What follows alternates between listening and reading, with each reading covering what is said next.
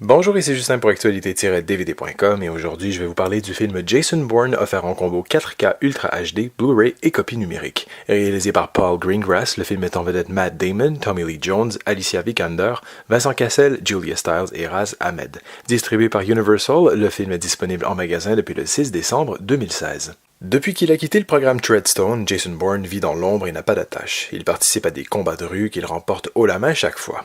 Quand Nicky Parsons le rejoint et lui parle d'une découverte troublante en lien avec son père, qu'elle a fait en examinant des dossiers de la CIA, Jason se lance dans une dangereuse quête de la vérité. Aidé par une agente du service de renseignement qui veut faire tomber le chef de la CIA Robert Dewey, Bourne se rendra à Las Vegas afin d'assouvir sa soif de vengeance. Après le semi-échec artistique et public du spin-off The Bourne Legacy avec un Jeremy Renner bien loin d'être aussi charismatique que Matt Damon, Jason Bourne est de retour dans la peau de l'ex-agent de la CIA. Si tous les ingrédients majeurs semblaient réunis comme le réalisateur, les scénaristes et la star, le constat est assez amer quant au dernier opus de la franchise.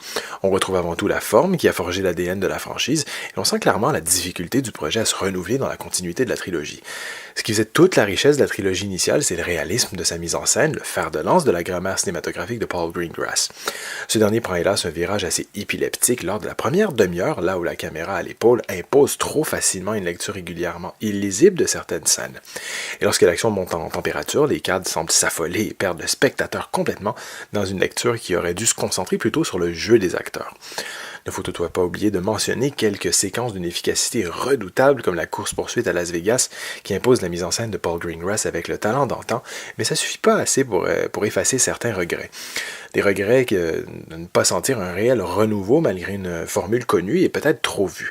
On retient alors que la manière, les gènes de la série, comme ce final classique d'une dernière pirouette bournienne, illustrée par la célèbre musique de la franchise par Moby, qui plus dans un élan de nostalgie que de vraies qualités inhérentes au film, fait un peu oublier les gros défauts et nous dire que ce n'était pas si mauvais à défaut de mieux. Du côté technique, on retrouve une piste en anglais DTS-X, anglais DTS HD 7.1, anglais DTS X écouteurs, espagnol DTS HD 7.1 et français DTS 5.1, accompagné de sous-titres en anglais pour malentendants, français et espagnol.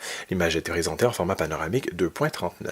Pour les suppléments, on retrouve Bringing Back Bourne qui se concentre sur les efforts mis de l'avant pour ramener le personnage à l'écran.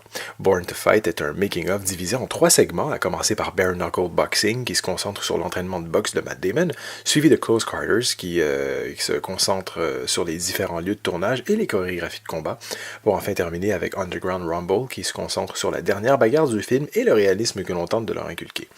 The Athens Escape se penche sur l'une des courses-poursuites du film.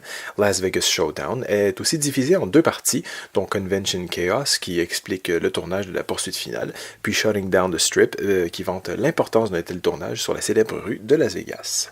On compte peu de prises de risque donc dans ce Jason Bourne et beaucoup de passages ont un air de déjà-vu. Cependant, on est content de retrouver le personnage torturé de Jason Bourne qui est totalement absent du précédent spin-off. Et lorsque ce 4e épisode s'achève et que retentissent finalement les premières notes d'Extreme Ways de Moby, on ressort quand même content de ce qu'on a vu.